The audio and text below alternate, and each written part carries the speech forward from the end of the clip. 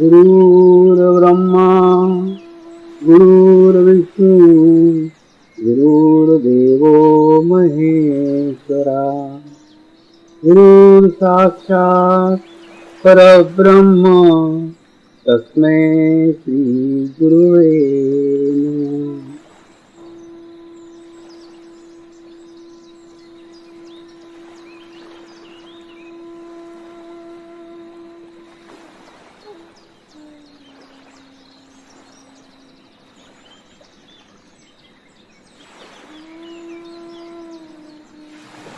मेरे साथ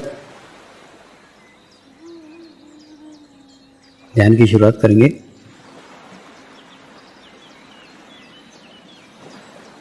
मैं एक पवित्र आत्मा हूँ। मैं एक शुद्ध आत्मा हूँ। मैं एक पवित्र आत्मा हूँ। मैं एक शुद्ध आत्मा हूँ। मैं एक पवित्र आत्मा हूँ। मैं एक शुद्ध आत्मा हूँ। गुरु मंत्र का उच्चारण करेंगे। ओम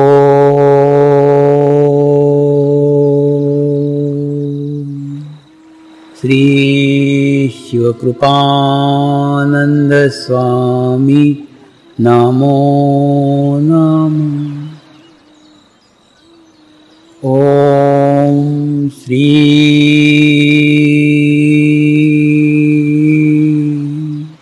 शिवकृपानंद स्वामी नमो नमः। ओम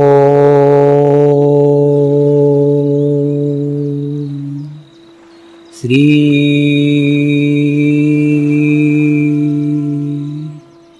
शिवकृपानंद स्वामी नमो नमः। ओम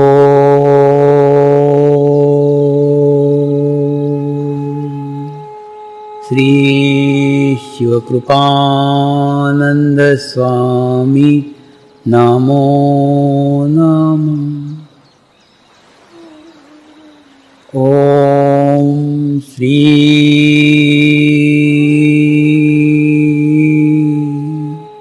शिवकृपानंद स्वामी नमो नमः। ओम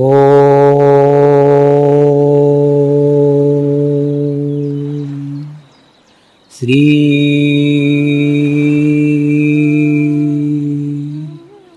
शिवकृपानंद स्वामी नमो नमः। ओम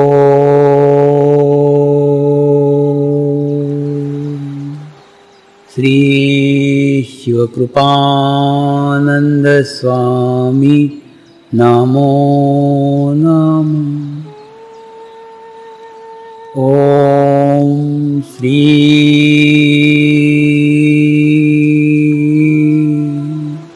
शिवकृपानंद स्वामी नमो नमः। ओम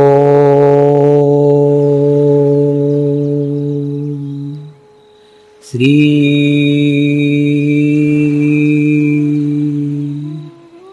शिवकृपानंद स्वामी नमो नमः।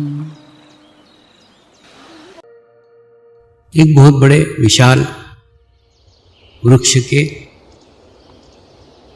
फल के भीतर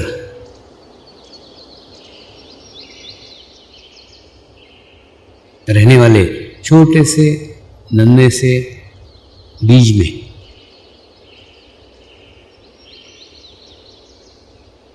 इतना बड़ा विशाल वृक्ष का आकार छुपा हुआ रहता है, एकदम छोटे से रूप में रहता है। और प्रत्येक बीज एक क्षमता रखता है कि वो विकसित होके एक बहुत बड़े वृक्ष में तब्दील हो जाए। यानी प्रत्येक छोटे से बीज में एक विशाल वृक्ष की संभावना छुपी हुई। उस संभावना को अगर हम जाने, उस छुपे हुए बीज को अगर हम जाने, उस बीज की ओर अगर हम ध्यान दें, तो प्रत्येक के अंदर ही परमात्मा का बीज छुपा हुआ है, छोटे से रूप में, सूक्ष्म रूप में, लेकिन है। उसी को वृद्धिगत करने की, उसी को बढ़ाने की, उसी को विकसित करने की आवश्यकता है। और ये एक व्यक्ति नहीं कर सकता। अगर हम चाहें कि हम हमारा बीज विकसित कर लें, हम बीज से वृक्ष बन जाएं, तो ये नहीं हो सकता। उसके लिए सामूहिक शक्ति की आवश्यकता है, कलेक्टिविटी की आवश्यकता है, परमात्मा की कृपा की आवश्यकता है। ईश्वरीय कृपा के बगैर वो अंकुरित नहीं हो सकता। जिस प्रकार से सूर्य की किरणें जब तक उस बीज तक नहीं पहुँचती, बीज भी अंकुरित नहीं होता। ठीक उसी प्रकार से ईश्वरीय कृपा जब तक उसके ऊपर पड़ती नहीं है, तब तक वो भी विकसित नहीं हो सकता। लेकिन आज का दिन वह दिन है जिस दिन गुरु शक्तियाँ साक्षात हमारे सानिध्य में रहने वाली है, और उस सानिध्य में उस ईश्वरीय तत्व को जागरूक करने का, जगाने का एक सुअवसर हमें प्राप्त होने वाला है। हमारी स्थिति उस कस्तूरी मृग जैसी, इस कस्तूरी मृग के नाभि के अंदर कस्तूरी छुपी हुई रहती, छोटे से स्वरूप में रहती, इतनी सी रहती और छुपी हुई रहती। और जब वो विकसित होती है तो उसकी खुशबू उसके चारों ओर फैलना शुरू हो जाती। इतनी फैलती है, इतनी फैलती है, इतनी फैलती है कि वो उसके खोज में लग जाता है। इतनी सुंदर खुशबू मैंने जीवन में कभी नहीं महसूस की थी। आज इतनी खुशबू क्यों आ रही है? कहाँ से आ रही है? किस ओर से आ रही है? किस दिशा से आ रही है? उस दिशा के ऊपर वो दौड़ना शुरू कर देता है, और वो कभी इस दिशा में दौड़ता है, वो कभी उस दिशा में दौड़ता है। अलग अलग दिशाओं में खोजने का कोशिश करते रहता है, अलग अलग दिशाओं में दौड़ने का कोशिश करते रहता है। लेकिन वो खुशबू का स्रोत, वो खुशबू कहाँ से आ रही है, इसका पता उसको उसके जीवन में नहीं लगता। ढूंढते रहता है, खोजते रहता है, जबकि वो उसके भीतर से ही प्रकट होती है, उसके भीतर से ही आती। वो भीतर को छोड़ करके बाकी सब और ढूंढ लेगा, सब तरफ दौड़ेगा, चारों दिशाओं में दौड़ेगा, आकाश पाताल में दौड़ेगा, लेकिन अपने भीतर नहीं जाकेगा, अपने अंदर नहीं जाकेगा। और इसी कारण उसके अंदर से निकलने वाली खुशबू उसे वो पहचान नहीं पाता कि मेरे ही भीतर से निकल रही है, मेरे अंदर से निकल रही है। और जीवन भर दौड़ दौड़ के, खोज खोज के अंत में वो मर जाता है, लेकिन उसको उसका स्रोत नहीं मिलता। ठीक इसी प्रकार से हम परमात्मा को भी बाहर खोज रहे हैं, इधर ढूंढ रहे हैं, उधर ढूंढ रहे हैं, उधर ढूंढ रहे हैं, मंदिरों में ढूंढ रहे हैं, किसी पर्यटक स्थल पे ढूंढ रहे हैं, किसी तीर्थ क्षेत्र पे ढूंढ रहे हैं, कहीं नदियों में ढूंढ रहे हैं, कहीं झाड़ों में ढूंढ रहे हैं, कहीं सांपों में ढूंढ रहे हैं, अलग अलग जगह ढूंढ रहे हैं कि परमात्मा यहाँ से प्रकट हो जाए, वहाँ से प्रकट हो जाए, वहाँ मिल जाए, यहाँ मिल जाए। लेकिन कभी भी अपने भीतर नहीं झांकते, कभी भी अपने अंदर नहीं झांकते। अंदर झांकना मनुष्य का स्वभाव ही नहीं है। वो सदैव बाहर देखेगा, इधर देखेगा, उधर देखेगा, उधर देखेगा। लेकिन एक बहुत बड़ी सामूहिकता के साथ, एक बहुत बड़ी कलेक्टिविटी के साथ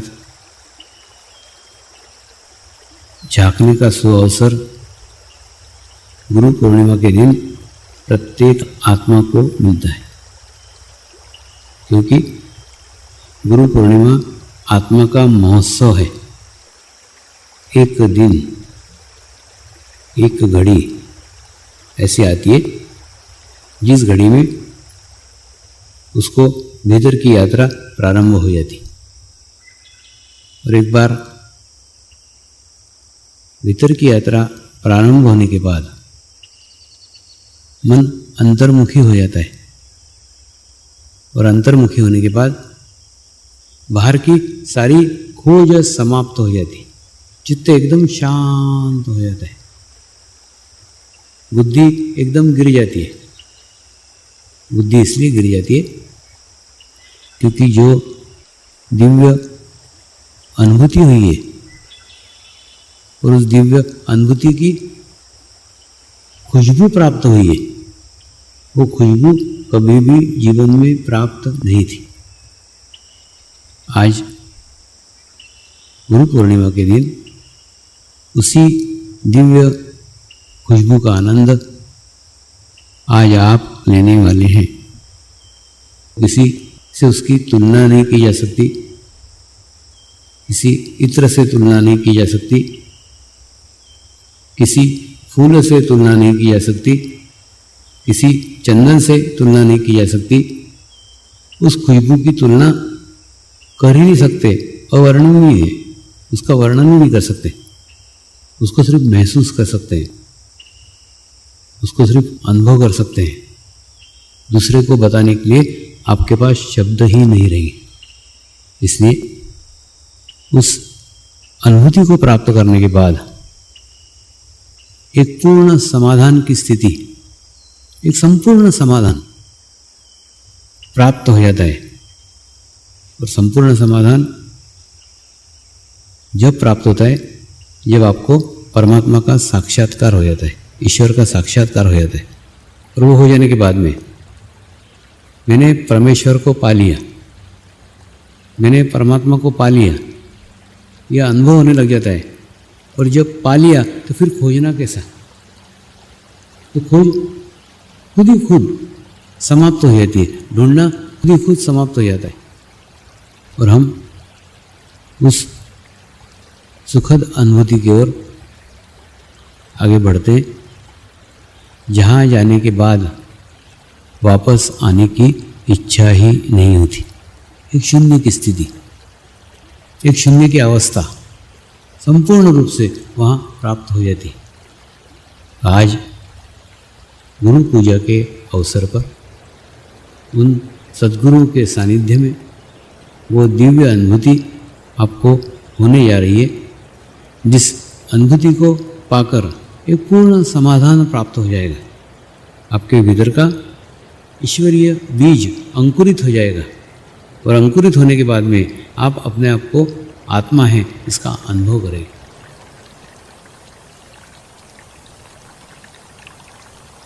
आपको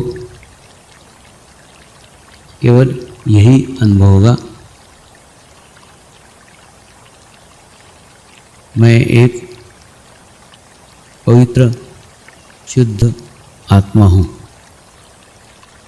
मैं एक पवित्र शुद्ध आत्मा हूँ, मैं एक पवित्र शुद्ध आत्मा हूँ। फिर सारे शरीर के बंधन, शरीर की सीमाएं, शरीर की समस्याएं सब छूट जाएगी। लेकिन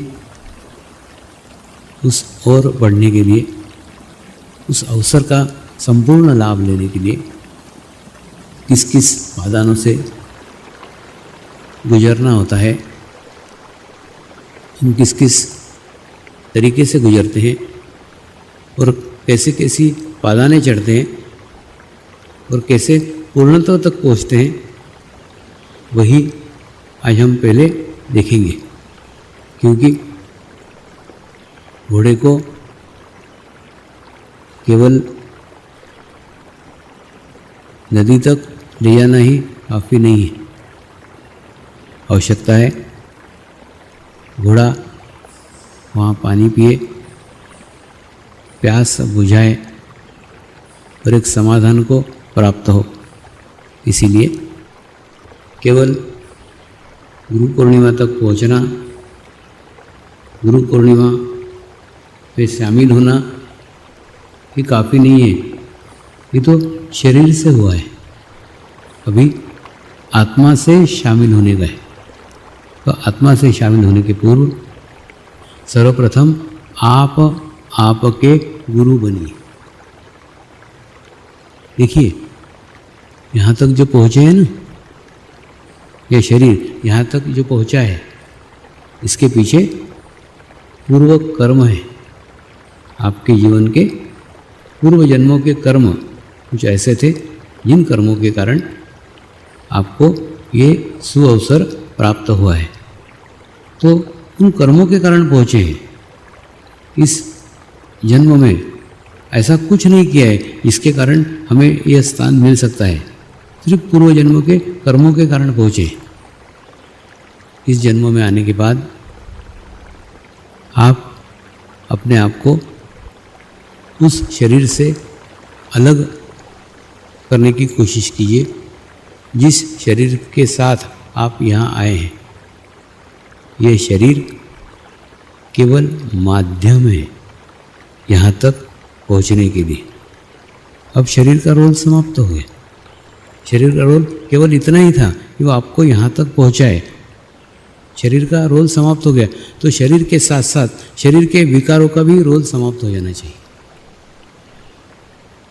सर्वप्रथम अपने आप को गुरु बनाइए। आप अपने गुरु बनिए। आप अपने गुरु तब बनेंगे जब आप पूर्ण शुद्ध आत्मस्वरूप को प्राप्त करेंगे। हो सकता है उसमें एक असंतुलन की स्थिति आपके भीतर आ सकती है। कभी आपके भीतर का अहंकार आपको भ्रमित कर सकता है कि ये मैं नहीं कर सकता, ये मुझसे नहीं होगा, ये मेरे लिए नहीं है, ये मैं कभी और कर लूँगा, ये समय नहीं है। यह अहंकार आ सकता है, आपको भ्रमित कर सकता है। दूसरा, इस जीवन में किए गए पाप, इस जीवन में इस शरीर से किए गए गलत कार्य आपको उस स्थिति तक पहुंचने में बाधक हो सकते हैं। लेकिन जब आज शरीर ही छोड़ दिया तो काय का अहंकार और काय की आत्मग्लानि। उस शरीर ने यहाँ तक पहुँचाया, शरीर की सब गलतियाँ माफ़ हो गई, शरीर के सब पाप माफ़ हो गए। गुरु शक्तियों को विश्वास दीजिए, गुरु शक्तियों पे संपूर्ण विश्वास रखिए। गुरु शक्तियाँ दया का सागर है। आपकी बड़ी से बड़ी गलती, आपका किया गया बड़ा से बड़ा पाप, वो आपको क्षमा कर सकते हैं, आपको माफ़ कर सकते हैं। तो सर्वप्रथम अपने चित्त को शुद्ध कीजिए, अपने चित्त को पवित्र कीजिए और की गई गलतियाँ छोड़ दीजिए, क्षमा कीजिए। किए गए पाप छोड़ दीजिए, वो शरीर ने किए थे। आज शरीर को धन्यवाद दीजिए। आज धन्यवाद देने का समय, जब हम किसी का घर छोड़ते हैं, जाते जाते उसको धन्यवाद देते हैं कि तुमने हमें बहुत मदद किया, बहुत सहारा दिया। ठीक उसी प्रकार से आज शरीर को भी धन्यवाद दीजिए कि हो गया, तेरे से भी गलतियाँ हुई होगी, तेरे से भी पाप हुए होंगे, अनजाने में हुए हैं, लेकिन मैं तेरे को धन्यवाद दे रहा हूँ। मैं तेरा ऋणी हूँ, तेरा आभारी हूँ कि तूने आज मुझे इस स्थान तक पहुँचाया जहाँ मुझे दिव्य अनुभूति प्राप्त होने वाली है, वहाँ तक मुझे पहुँचाया। इसलिए मैं तुझे धन्यवाद देता हूँ। क्षमा छोड़ दीजिए। तो पहले अपने चित्त को शुद्ध कीजिए, अपने चित्त को पवित्र कीजिए और पवित्र करने के बाद फिर जब अगली पादान पे जाएंगे अगले स्थान के ऊपर जाएंगे तो गुरु सानिध्य प्राप्त कीजिए। गुरु सानिध्य का अर्थ जो वातावरण, जो अनुभूति आज हमें प्राप्त होने वाली है, उस अनुभूति को संजो के रखिए, उस अनुभूति को संभाल के रखिए, संग्रहित करके रखिए। जिसे कभी बहुमूल्य चीज़ रहती थी नहीं, हम उस चीज़ को बड़े संजो करके रखते हैं, बड़े संभाल करके रखते हैं, बड़ी देखरेख करते हैं, बड़ा साफ सुथ करते हैं। ठीक इसी प्रकार से आज जो अनुभूति प्राप्त होने वाली है, उस अनुभूति को भी बहुत संजो करके रखिए, संभाल करके रखिए। जैसे ही संभाल के रखेंगे वो अनुभूति आपको प्रत्येक दिन नहीं, प्रत्येक क्षण गुरु सानिध्य दिलवाएगी, गुरु सानिध्य का अनुभव कराएगी। आप अनुभव करेंगे प्रत्येक क्षण गुरु हमारे साथ है, हमारे पास है, हमारे करीब है। बाहर ढूंढने की, बाहर खोजने की, बाहर भटकने की कोई आवश्यकता नहीं। तो गुरु सानिध्य प्राप्त करने के उद्देश्य से पहले उद्देश्य को निश्चित करो, फिर आगे बढ़ो। तो पहले गुरु सानिध्य प्राप्त करने के उद्देश्य से गुरु दर्शन कीजिए। गुरु दर्शन करना और गुरु दर्शन को अपने भीतर समाहित कर लेना, फिर बाहर ढूंढने की, फिर बाहर खोजने की आवश्यकता ही नहीं रहती। जब भी कभी आँख बंद की, गुरु के साक्षात दर्शन हो जाते हैं। उस दर्शन को अपने हृदय में सुरक्षित जगह, सुरक्षित स्थान पर संजो करके रखिए और वहाँ पे केवल आप ही पहुँच सकते हो, कोई नहीं जा सकता, कोई पहुँचा भी नहीं सकता, कोई देखने भी नहीं जा सकता। उस स्थान पे आपको ही आपका करने का है। परमात्मा एक विश्वव्यापी चेतना है, एक विश्वव्यापी शक्ति है। वो शक्ति समूचे विश्व के अंदर फैली हुई है। इसलिए परमात्मा कभी कोई शरीर नहीं हो सकता, कोई शरीर परमात्मा नहीं हो सकता। यह जानते हुए भी गुरुदेव ने जब मुझे अनुभूति कराई, तो अनुभूति कराने के बाद सारी विश्व चेतना उसी अनुभूति के माध्यम से मुझ तक पहुंचने लग गई और एक पूर्ण समाधान की स्थिति मुझे प्राप्त हुई। तो ये जानते हुए भी ये शरीर परमात्मा नहीं है, ये शरीर नाशवान है, ये जानते हुए भी मैंने मेरे गुरु को परमात्मा मान लिया। मेरे गुरु भी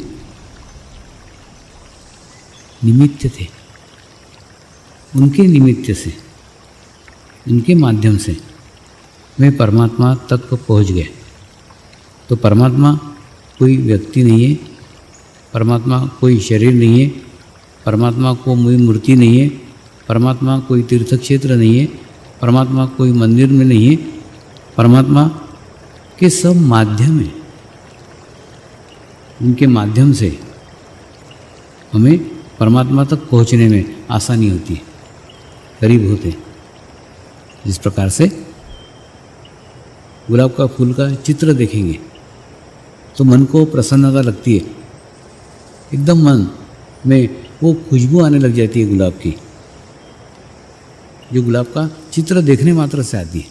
देखा, एकदम मन प्रसन्न हुआ। क्यों प्रसन्न हुआ? उसने खुशबू अनुभव कर ली, चित्त से खुशबू अनुभव कर ली। ठीक इसी प्रकार से जैसे ही मैंने सदगुरु के शरीर पे एकाग्रता की, मैंने परमात्मा की अनुभूति अनुभव कर ली, परमेश्वर की अनुभूति अनुभव कर ली।